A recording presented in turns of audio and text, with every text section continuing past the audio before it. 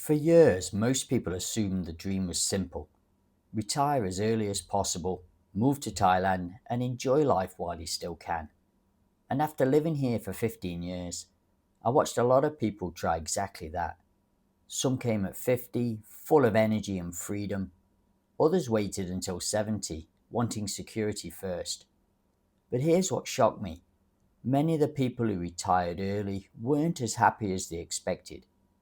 And some of the people who came later seemed calmer, more fulfilled, even with less time ahead of them. That completely changed how I think about retirement. Because after watching both paths up close, I'm convinced most people are asking the wrong question. It's not, should I retire at 50 or 70? It's something far more important. And if you're thinking about Thailand, this could save you years of regret. Thailand changes retirement in one major way. It gives people options they often don't have back home. In many Western countries, retirement can feel expensive, stressful, and delayed. People work longer because they have to. Housing costs more, healthcare costs more, daily life costs more, and that pushes retirement further and further away. But Thailand can flip that equation. Suddenly people start thinking, maybe I could retire earlier. Maybe I don't need as much as I thought. Maybe I could actually enjoy life instead of waiting. And that's why Thailand attracts so many people over 50. Places like Hua Hin, Chiang Mai, Pattaya, and parts of Bangkok offer something many people feel they've lost: breathing room, a slower pace, lower living costs, good private healthcare, warm weather, and simple pleasures. But there's also a hidden side to that freedom, because when life becomes easier externally, the internal question gets louder.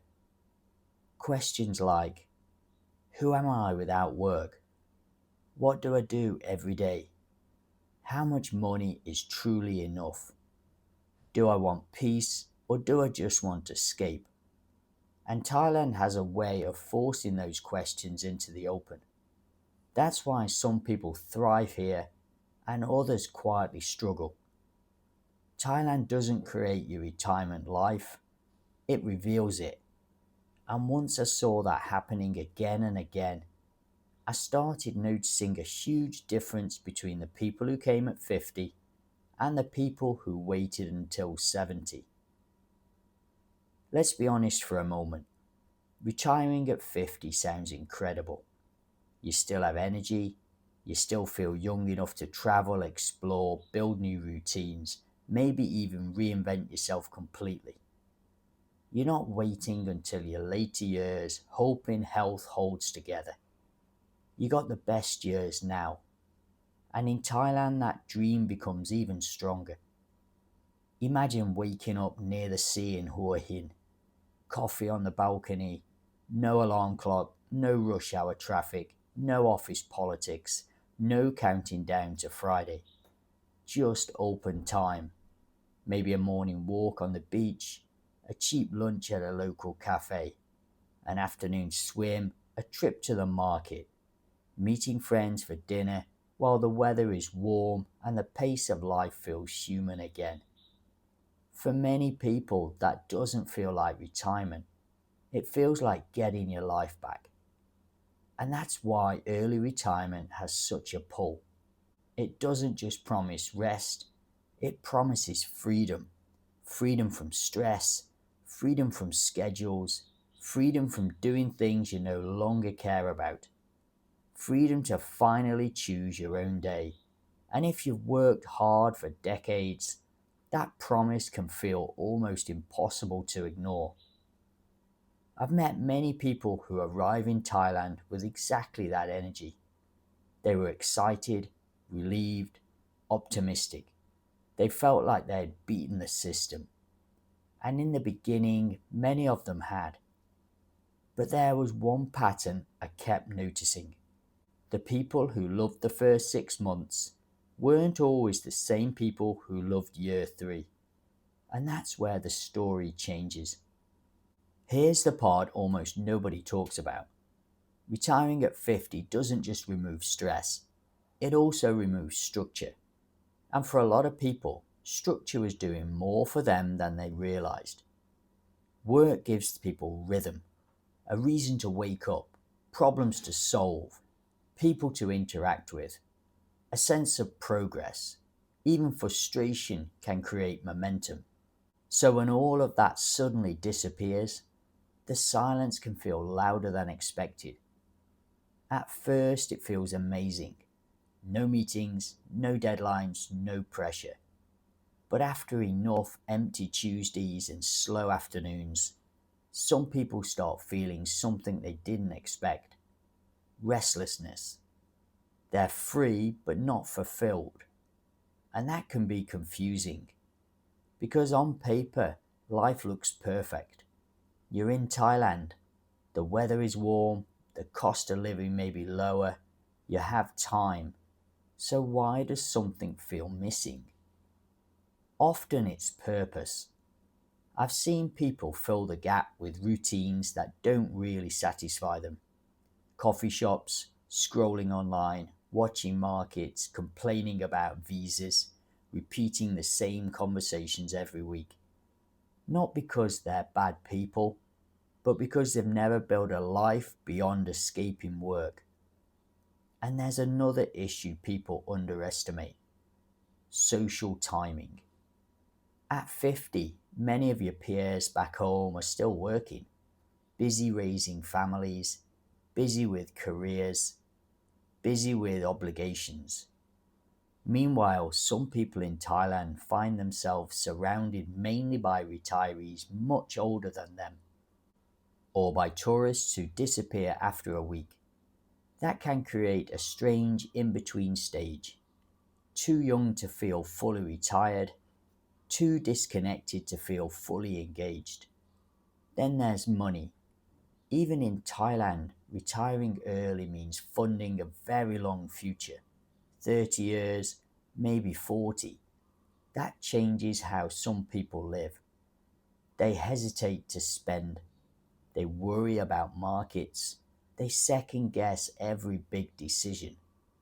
And suddenly, the freedom they wanted starts carrying invisible pressure. This doesn't happen to everyone. Some people retire at 50 and absolutely thrive here. But the people who do well usually have something many others overlooked: a plan for meaning, not just a plan for money.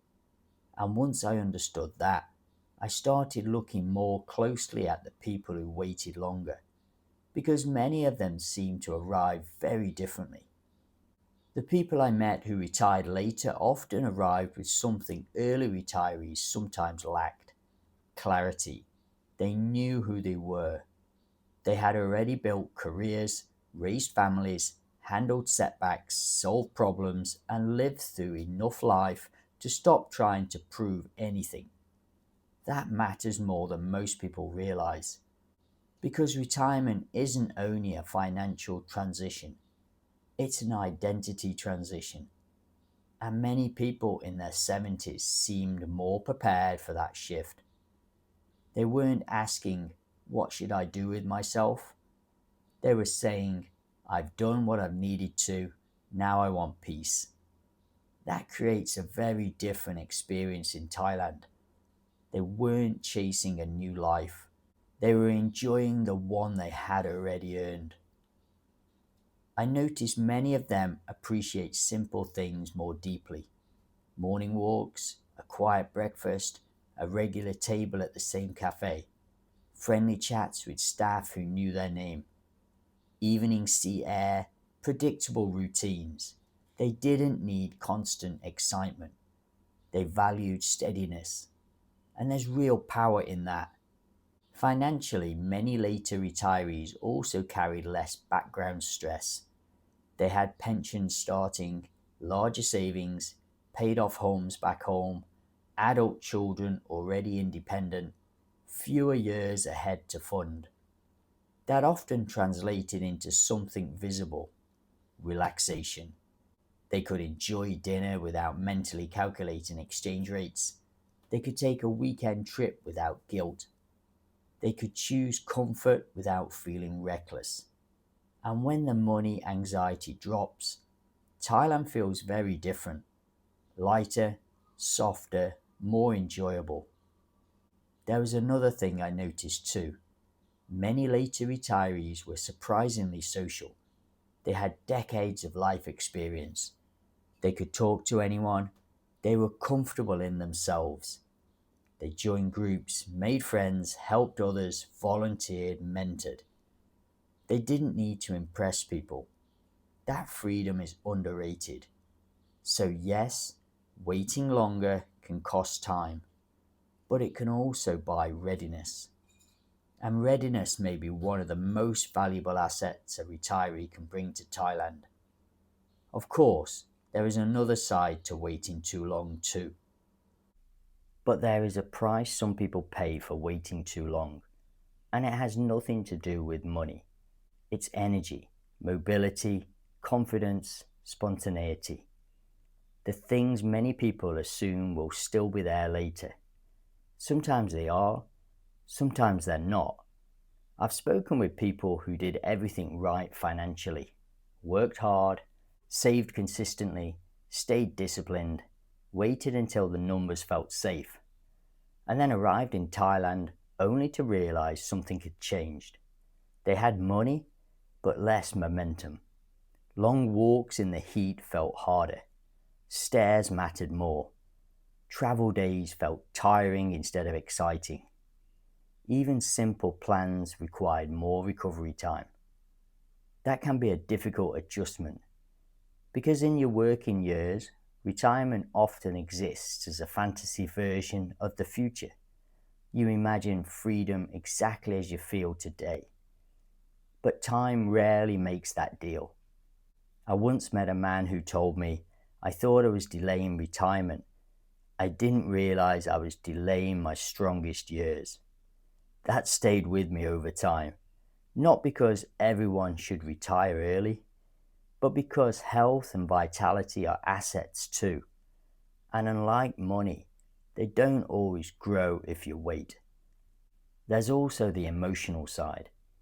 Some people spend decades saying, one day I'll slow down, one day I'll move somewhere warmer, one day I'll enjoy life more.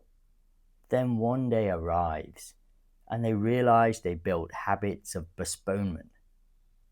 Rest can feel unfamiliar, freedom can feel uncomfortable, even happiness can take practice. That's something people rarely discuss. Working longer can build security, but it can also train you to keep delaying yourself. So the real risk of waiting isn't simply age, it's assuming life will begin automatically later. Sometimes it does, sometimes it needs to be learned, and that's why this question isn't as simple as early versus late, because both paths carry a cost. After years of watching people come to Thailand, settle in, thrive, struggle, adapt, and sometimes leave, I started noticing something important. The happiest people were rarely the ones who retired at the perfect age.